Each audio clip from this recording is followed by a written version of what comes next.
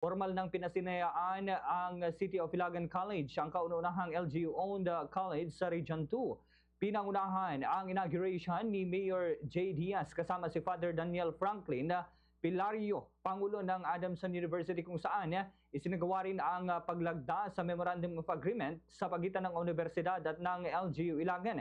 Ayon kay City Mayor Jose Marie Diaz, target na formal na buksan sa buwan ng Agosto ang naturang kolehiyo upang mabigyan ng mas malawak na oportunidad sa edukasyon ang mga residente sa lungsod at mga karatig na lugar. Anya, nakatuon muna sa larangan ng medisina ang mga programang ihahantog ng City of Ilagan College sa pakikipagtulungan ng naturang universidad na magsisilbing katuwang sa akademikong aspeto at pagsasanay ng mga mag-aaral.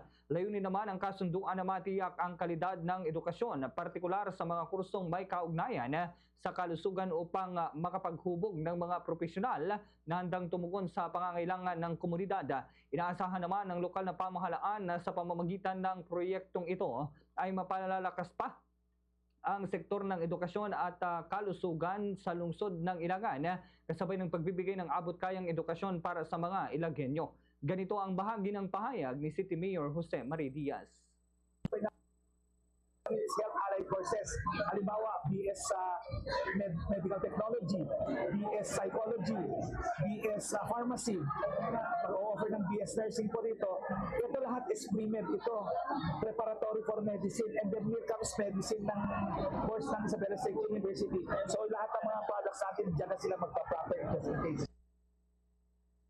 Sa kanyang talumpati, ginimit naman ni Vice Mayor J. Ibsan Diaz ng proyekto ay bunga ng pagtutulungan ng mga Ilagwenyo. Layunin ng City of Ilagan College na mabigyan ng pagkakataon ng mga mag-aaral mula sa Isabela at kalapit na mga probinsya na makatapos ng kursong medikal nang hindi iniintindi ang gastusin. Kabilang sa mga programang iaalok ang nursing, psychology, medical technology, radiologic technology at information technology na planong palawakin pa sa mga susunod na taon.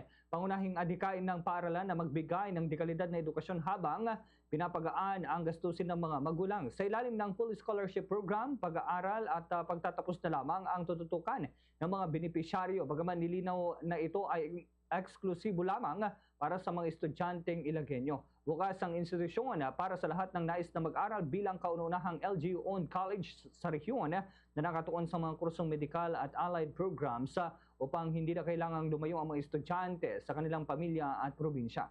Ganito po ang bahagi ng pahayag pa po ni Vice Mayor J. Ibsan Diaz. The very ground that was once only a dream, now a living symbol, that what we can achieve together, dito po sa Ilagan, ang lahat ng pangarap ay may katuparan. Sa Radyo Bumbo!